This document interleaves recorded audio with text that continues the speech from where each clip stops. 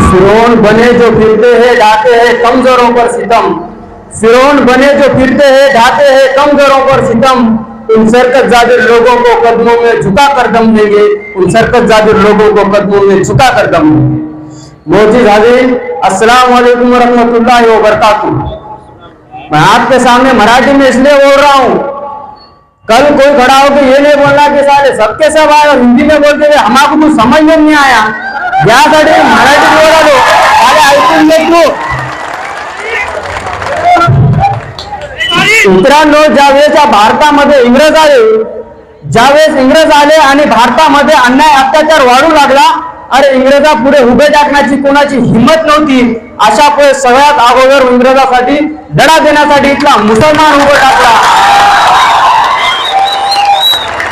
अरे बालाकोटच्या माळावर सगळ्यात अगोदर इथला मुसलमान शहीद झाला। आणि ज्या मुसलमानाला तुम्ही या देशाचे गद्दार म्हणता, अरे तुम्हाला काय माहित, आपल्या घराची लेकराची पर्वा न करता अरे आम्ही फाशीच्या फंद्याला जाऊन सगळ्यात अगोदर आम्ही लटकलो, तर आमच्या शरीराला गोळ्याने चाळणी करून टाकण्यात आलं। अरे तुम्हाला काय माहित, उलमाए देवबंदला शाम अलीच्या मैदानामध्ये तोफांचा आणि टँकांचा निशाणा बनवण्यात आलं। अरे तुम्हाला काय माहित, 51,000 उमायकरांना जाळून टाकण्यात आलं फक्त ह्या देशासाठी आणि या मातीसाठी।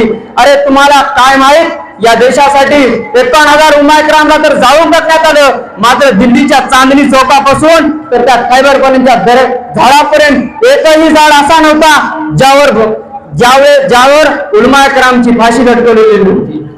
अरे तुम्ही ज्या मुसलमानाला आज जमिनी आणि इथल्या मस्जिदी हडपण्याचा षडयंत्र रचलं जातं, त्या मुसलमानाचं तुम्हाला इतिहास तरी काय माहित, ज्यावेळेस इंग्रजांनी अन्याय अत्याचाराने सर्व काही याची दहशत पसरून टाकली होती।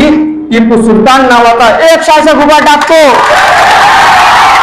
आणि या इंग्रजावर जर वार करायचा असेल तर यांच्यासाठी एक तोफ, एक रॉकेट बनवतो, ज्यांची रेंज असते 5 ते 6 किलोमीटर वार करण्याची त्याची रेंज असते। अरे ज्यावेळेस टिपू सुलतान शहीद होतात, त्यावेळेस इंग्रज अधिकारी ते रॉकेट आपल्या सोबत नेतात आणि 4 वर्षानंतर विकिपीडियावर टाकतात, आम्हाला हे रॉकेटचं काही समजलंच नाही।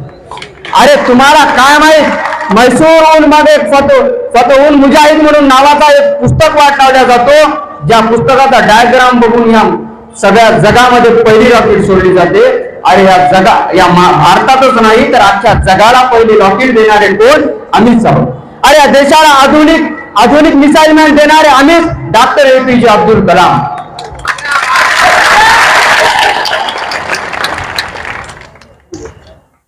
अरे तुम्ही फक्त हिजाबावर राजकारण करा, तुम्ही फक्त हिंदू मुस्लिमवर राजकारण करा, आम्ही तुम्हाला प्रेमावर देऊ।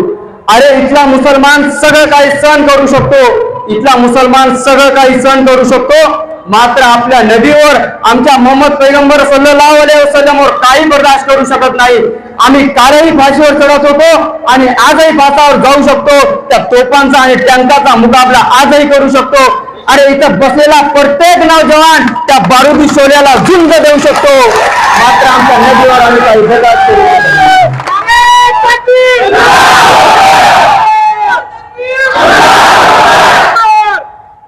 अरे ईश्वराचे दूत मोहम्मद पैगंबर सल्लल्लाहु अलैहि वसल्लम, ज्यांनी या जगामध्ये येऊन शांतीचा संयम, प्रेम, बंधुता, शांती, संयम याचा आम्हाला संदेश दिला, त्यांचीच जोपासना आम्ही जीवनामध्ये वापरून आम्ही शांतपणे जीवन जगण्याचा प्रयत्न करतो।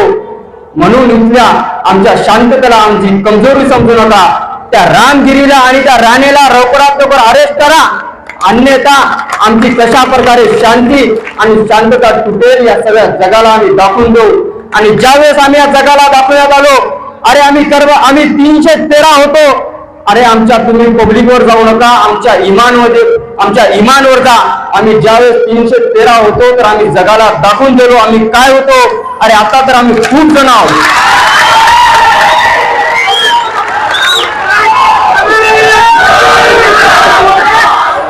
अरे मुफ्ती सलमान आझरी सारखे मौलाना फक्त एक शायरी म्हणतात,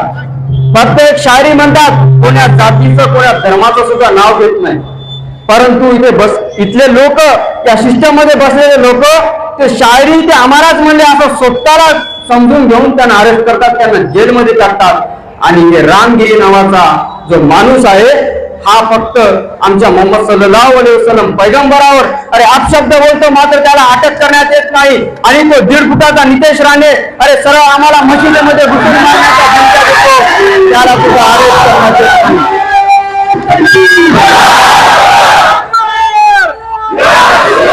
अहो साहेब, जेव्हा हे नितेश राणे जेव्हा आम्हाला धमकी देतो आणि रामगिरी जेव्हा आम्हाला असं म्हणतो, आमच्या पैगंबरावर शब्द उठवतो, तेव्हा तुम्ही म्हणता की मी रामगिरीला धक्का सुद्धा लागू.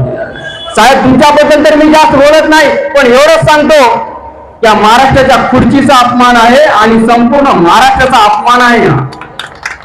अहो, तुम्ही चांगल्या माणसांना नाही, तुम्ही या गुंजारा साथ देता. तुम्ही नितेश राणेसारख्या अरे धमकी मला पण देता येते. धमकी आमचे छोटे छोटे लेकर तरी चांगले देऊ शकतात. अरे मोहम्मद पैगंबर अरे इस्लामचे संस्कार आमच्यावर देणार नाहीत दगा. आणि बहुत मोठ्या इस्टेजवरून धमक्या देणाऱ्यांनो एकदा समोर तर येऊन बघा, एकदा समोर तर येऊन बघा.